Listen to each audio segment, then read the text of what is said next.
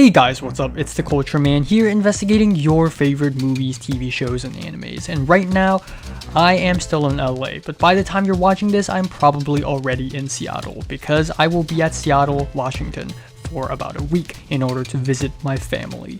So anyways, today I'm going to be talking about the movies, TV shows, and animes I watched in the last couple of weeks or so. The first half of June. Yeah. So first off, I watched Mad Max from 1979 by George Miller to prepare myself before watching Furiosa. And both expectedly and unexpectedly, this is extremely different from Mad Max Fury Road. Mad Max Fury Road takes place in a diesel punk wasteland full of eccentric characters and world building. Mad Max is just about Australia. Yeah, it still has eccentric characters, but they're villains. Speaking of villains, the villain in this film really reminds me of A Clockwork Orange for some reason.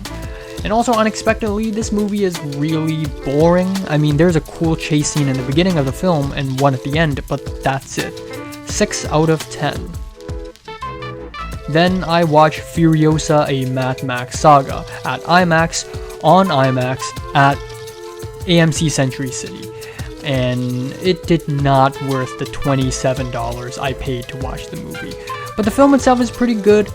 This movie focuses more on world building, so it's not as exhilarating or as fun as Fury Road, but even so, there's still a lot of impressive sequences, and Chris Hemsworth kind of acted in this movie. Yeah, 8 out of 10. Then I watched Three Colors Blue, or Trois Couleurs Bleues. I'm sorry if I mispronounced that. Yeah, I finally watched this film. This is my first Krzysztof Kieslowski film, which is shameful for me to admit as a cinephile. It has taken me so long to finally watch a film from Krzysztof Kieslowski. But I didn't know what to expect when I entered this film. I was half expecting a super slow-paced artsy film, half expecting something accessible. And as it turns out, this film falls more on the former than the latter. Julie, played by Juliette Binoche, floats from episode to episode of seemingly disconnected events, but they are all connected by a kind of sadness, which I really like. I hate to describe a film this way, but in a lot of ways, this film reminds me of the first time I saw a Wong Kar-wai film. I didn't quite get it, but I could kind of feel it, and I really liked that.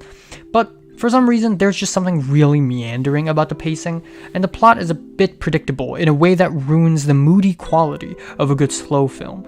And there's this supposedly brilliant shot of dramatic music and fade to black and then returning to the same shot, but it happened so many times in the film, it started to feel a bit gimmicky.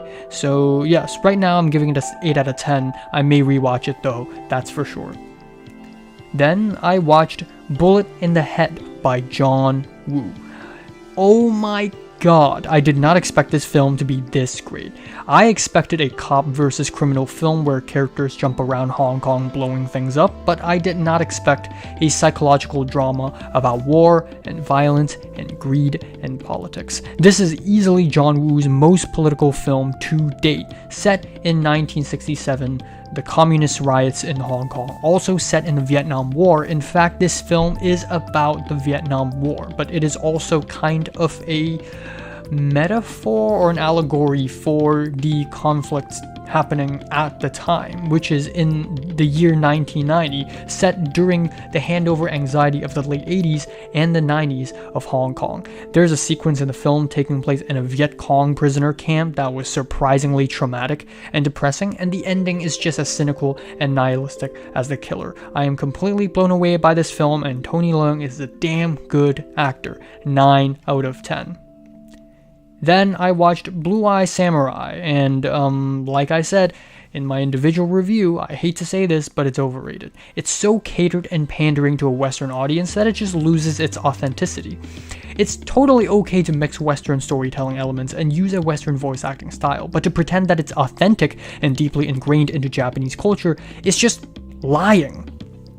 There's a lot of good animation and good action here and there, but there's also a lot of annoying moments.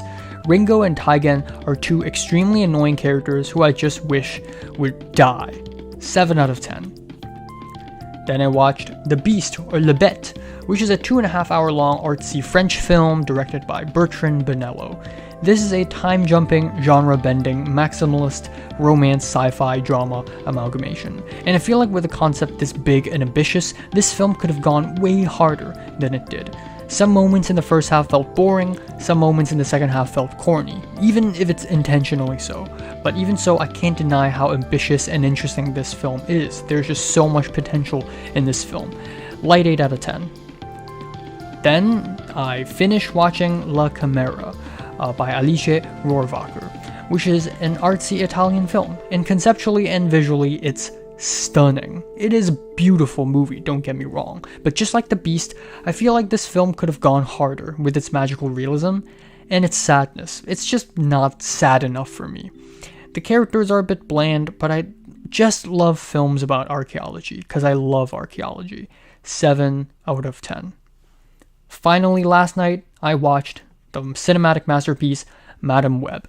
And it's great. Go watch it. It is fantastic. I had a great time watching it. I'm sure you'll have a great time too. Yeah, please watch it. Don't ask any questions. Yeah, 1 out of 10. So, have you watched any of these movies, TV shows, and animes? Yes, I will watch some. I'm also binge watching The Curse right now, so stay tuned for that. Like if you like them, hate if you hate them, subscribe if you want more. Thanks for watching. I gotta go. Bye-bye.